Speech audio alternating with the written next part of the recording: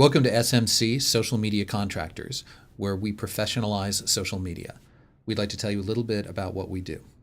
Our company is premised on the idea of Steve Jobs that this is a very noisy world. Your audience is bombarded by messages from multiple sources every day, and it's increasingly difficult to break through the clutter. The old ways of reaching customers are dying. This chart shows revenue for the newspaper industry from advertising. From 1950 to 2000, it took 50 years to get to $60 million.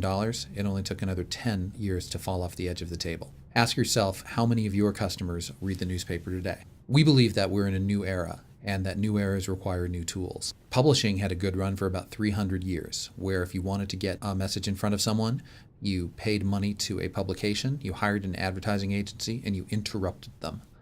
The last 10 years have been the years of search engine optimization, where if you wanted to get your message across, you hired someone to help you trick Google to get you to the top of the search engine rankings. The new era is the era of discovery, where if you want people to see your message, you use social media and you get people to send it on to their friends. The next chart shows data that's come back from the spring of 2012, and it tells us that consumers trust people, not advertising. Is the percent of people trusting completely or somewhat? 92% of people trust recommendations from people they know. The second most trusted source? Opinions from complete strangers. That's consumer opinions posted online, whether it's on Amazon or Yelp or Zagat or any other form. As you go down the list, you'll see branded websites, emails I signed up for, and then finally advertising. What it shows is that when you put money into advertising, people automatically discount it because they know it's advertising. But when you put a recommendation in someone's mouth, it makes a huge difference. People trust what they hear from their friends. This slide shows how consumer behavior has changed because of the internet. Once upon a time, there was a funnel, but this is the new model for how people buy products. They start with a need. It could be for a pair of ski boots. It could be for a cement mixer. The next step is they evaluate. They go online and they look at the choices available to them. 5 years ago, people looked at 5 web pages before they made a decision. Today, people look at 10 pages before they make a decision. And one of the most important things they ask is, what does their network say? If your brand is not part of the consideration set at this stage, then it's never going to be bought. Part of what social media can do is help put you into this evaluation set.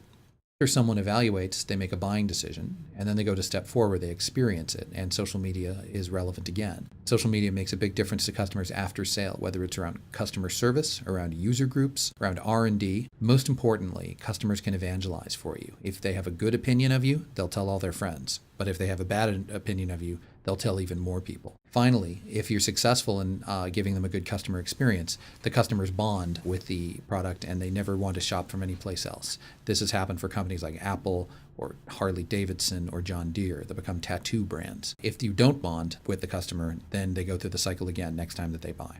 And here's an illustration of how it works.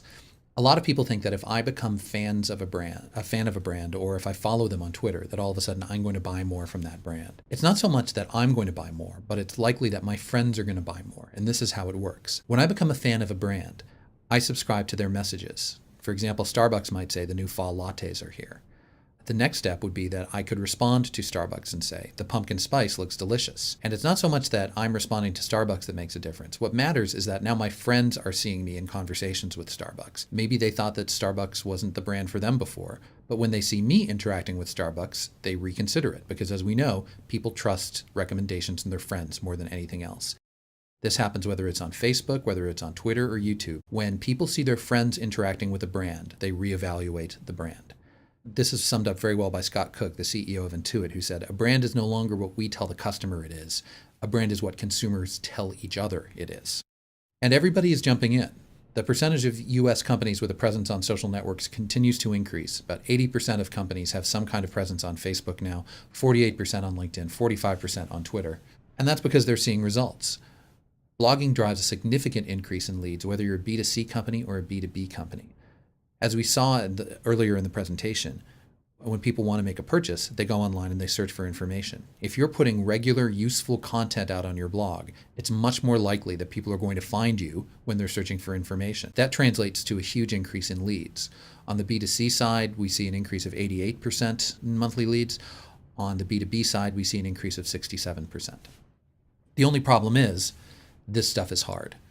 In a sample of 133 million blogs, only 5% were found to have been updated within the last 120 days, and that's a pretty low bar to get over.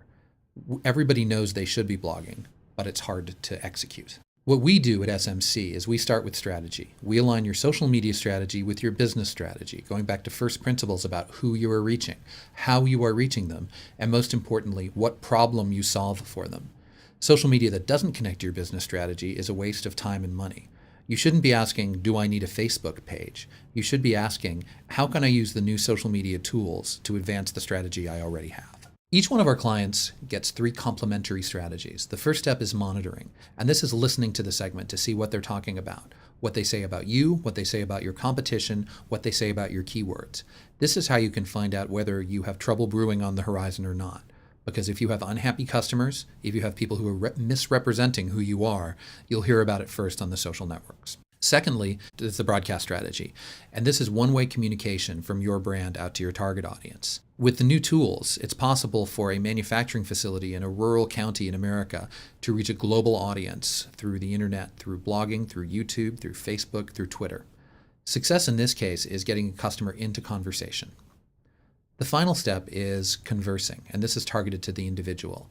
When we've done our job well on broadcasting, we will get some of the target audience to respond. And this is having one-on-one conversations with members of your target audience. It's answering questions, it's giving them information that they ask for, it's getting to know them on a one-to-one basis. The success here is getting the customer to enter the purchase funnel. We create and coordinate presences on all the relevant social platforms. So the first step is to make sure that you have presences on the platforms that matter. And those are the platforms where your target audience spends time. For almost every brand, it makes sense to have a Twitter feed, a blog, and Facebook. Depending on what your segment is like, LinkedIn, Instagram, YouTube, Pinterest, and newsletters are all pieces of the solution. The second step is to interlink them. So if we write a compelling blog piece, we can promote that on your Twitter feed and promote it on your Facebook page. If we have an arresting image that we put up on Instagram, we can put that on the blog, on Twitter, and on Facebook. Equally, if something goes up on YouTube, we can promote it on the other platforms. In this way, we make sure that the content created reaches as many people as possible, and we make sure that we don't waste anything. The architecture for social media is always going to be dynamic, and the trade-off between what you hear, what you broadcast, and what you talk about with people. Not only do we deliver higher quality impressions, but we deliver more impressions.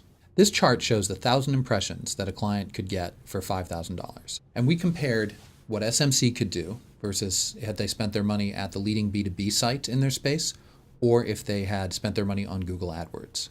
For $5,000, they could get 76,000 impressions via AdWords, 71,000 impressions via the B2B site. And with us, in the first month, they didn't get very many because we were building the audience. We were building an audience that was very targeted, an audience that specifically matched the requirements that the client gave us. In the first month, we had 20,000 impressions. By the second month, after we had a couple dozen blog posts out, we reached 50,000 impressions.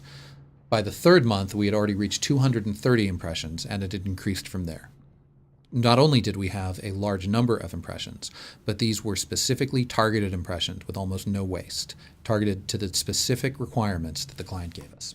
And your content asset will grow in value over time. With traditional advertising, once a print advertisement runs, it's thrown away. Once an online advertisement has been seen, it goes away. However, when you create content in your name and it's indexed by the search engines, it's going to stay there forever.